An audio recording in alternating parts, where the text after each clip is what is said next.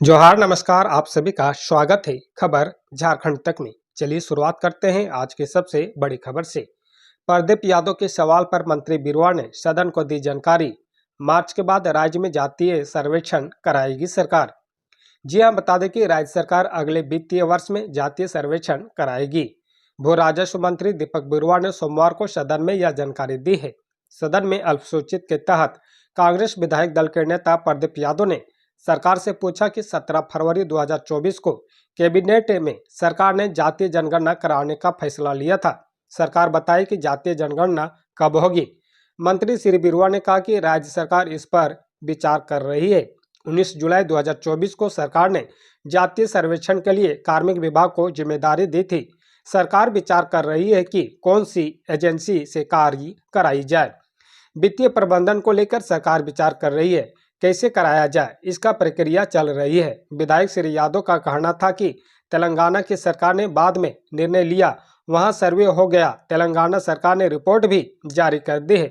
श्री यादव का कहना था कि हमारे नेता राहुल गांधी कहते हैं कि जातीय जनगणना समाज का एक्सरे है। सही बात है, यह एक्सरे से आगे समाज का MRI है। उन्होंने कहा कि तेलंगाना सरकार ने योजना विकास विभाग को इसका जिम्मा दिया था। 80 शिक्षक और 20,000 सुपरवाइजर लगाए गए थे। 75 प्रश्नावली बनाई गई थी। धर्म का भी कॉलम था। मंत्री श्री बिरुआ का कहना था कि हम जातीय जनगणना नहीं, सर्वेक्षण कराएंगे। जनगणना केंद्र सरकार के अधीन है। 4 मार्च को सरकार ने इस दिशा में बैठक भी की थी। एजेंसी से बात चल रही है कि इस तरह से दूसरे राज्यों ने कराया है।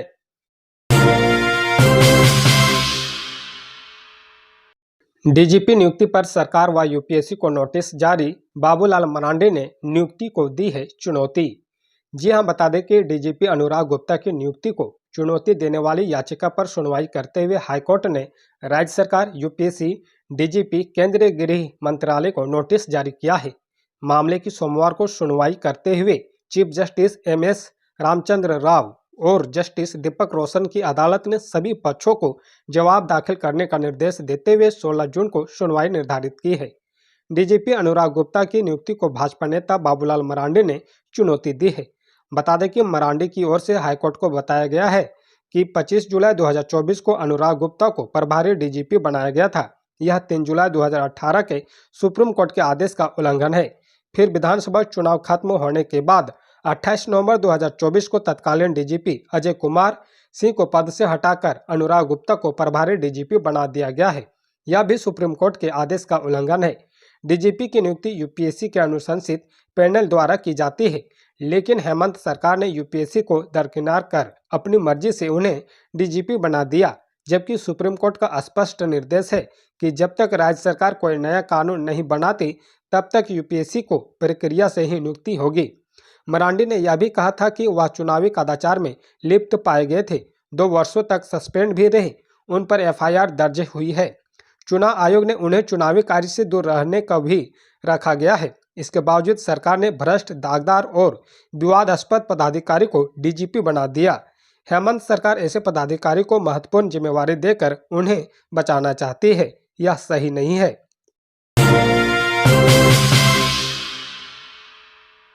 20 लाख मैया को एक साथ 7,500 रुपये मिलेंगे।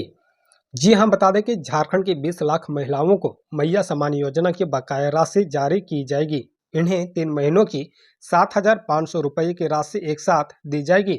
इससे पहले 38 लाख महिलाओं को होली से पहले ही जनवरी, फरवरी और मार्च महीने की किस्त दी जा चुकी है। राज्य सरकार मैया सम्मान योजना के नियमावली में बदलाव करने जा रही है। इस पर मुख्यमंत्री हेमंत सोरेन की अध्यक्षता में मंगलवार को आयोजित कैबिनेट की बैठक में मुहर लगेगी। कैबिनेट में झारखंड कारा व सुधारात्मक विधेयक समेत अन्य विधेयक और 10 से ज्यादा प्रस्ताव पर भी मंजूरी मिलेगी। सूत्रों की माने तो इन 20 लाख महिलाओं को अप्रैल से 2,500 की किस्त तभी मिलेगी जब उनका खाता DBT से एक्टिव होगा। साथ ही उनका बैंक खाता आधार से लिंक होगा। बैंकों में लगातार DBT फॉर्म भरवाए जा रहे हैं। शिक्षा मंत्री ने कहा कि री एडमिशन के नाम पर फीस लेने वाले स्कूलों पर होगी कड़ी कार्रवाई। जी हां, बता दें कि झारखंड विधानसभा में सत्र के दौरान हजारीबाग से बीजेपी विधायक प्रदीप प्रसाद ने राज्य के निजी स्कूलों में फीस की असमानता का मुद्दा उठाया। उन्होंने सवाल किया कि सरकार द्वारा मान्यता प्राप्त Jharkhand academic council JAC, CBSE और आईसीएसई बोर्ड द्वारा संचालित निजी स्कूलों में फीस अलग अलग क्यों होती है और क्या इसे समान करने की जरूरत नहीं है। शिक्षा मंत्री ने रामदास सोरेन ने इस पर प्रतिक्रिया देते हुए कहा कि निजी स्कूलों की फीस तय करने की स्वतंत्रता होती है, लेकिन यदि किसी स्कूल में गड़बड़ी पाई जाती है तो जिला स्तर पर बनाई गई समिति उस पर कार्रवाई कर सकती है। मंत्री ने बताया कि इस समिति के पास 50 रुपये से लेकर 2.5 लाख रुपये तक का जुर्माना लगाने का अधिकार है और यदि स्कूल जुर्माना नहीं देता है तो सरकार कानूनी कार्रवाई करेगी। वहीं नेता प्रतिपक्ष बाबूलाल मरांडी ने न्यायाधिकरण की बैठकों में सक्रियता की कमी पर चिंता जताते हुए सुझाव दिया कि विधायकों को सभी मुद्दों पर पूरी जानकारी दी जाए ताकि वे सही तरीके से सवाल उठा सके। और विधायक नवीन जायसवाल ने प्राइवेट स्कूलों में हर साल री एडमिशन के नाम पर पैसे लेने पर रोक लगाने की मांग की है। उन्होंने कहा कि यह प्रथा पूरी तरह से अनुचित है और सरकार को इस पर सख्त कदम उठाना चाहिए। शिक्षा मंत्री ने कहा, अगर किसी प्राइवेट स्कूलों में री एडमिशन के नाम पर पैसे लिए जा रहे हैं तो उसकी शिकायत कीजिए, हम कार्रवाई करेंगे। मंत्री ने यह भी बताया कि राज्य में जो गजट जारी किया गया है वह सभी जिलों में लागू होगा और इसके तहत जिला स्तर पर बैठकें आयोजित की जाएगी। विधायक जयराम महतो ने निजी कंपनियों में 75% आरक्षण के मुद्दे पर सरकार को घेरा। मंत्री बोले, कराएंगे जांच। जी हां, बता दें कि झारखंड विधानसभा के अंदर मंगलवार को विधायक जयराम महतो ने निजी कंपनियों में स्थानीय 75% आरक्षण का मुद्दा उठाया। उन्होंने कहा कि सरकार का निर्देश के बावजूद भी निजी कंपनियों ने इसका पालन नहीं किया। उन्होंने सरकार से मांग की है कि जिन कंपनियों ने इसका पालन नहीं किया है सरकार वैसे कंपनियों पर कार्रवाई करे। इसके जवाब में मंत्री संजय प्रसाद यादव ने कहा कि हम इसकी जांच कराएंगे। विधायक जयराम महतो ने निजी कंपनियों में 75% स्थानीयों को नौकरी देने के मुद्दे पर कहा कि झारखंड के प्राइवेट कंपनियों में 2.5 लाख लोग कार्यरत है, इनमें से केवल 53,000 लोग ही झारखंडी है। ये सरकारी आंकड़े हैं। हम मानते हैं कि हाईकोर्ट ने इस पर रोक लगा रखा है, लेकिन हाईकोर्ट के आदेश आने के पहले भी निजी कंपनियों ने सरकार के निर्देशों का पालन नहीं किया। उन्होंने सरकार से जानना चाहा कि क्या वह इसका पालन न करने वाले कंपनियों पर कार्रवाई करेगी। इसके जवाब में श्रम मंत्री संजय प्रसाद यादव ने कहा कि हम पहले इसकी जांच कराएंगे। अगर किसी कंपनी ने इसका पालन नहीं किया होगा तो इस पर कड़ी कार्रवाई होगी।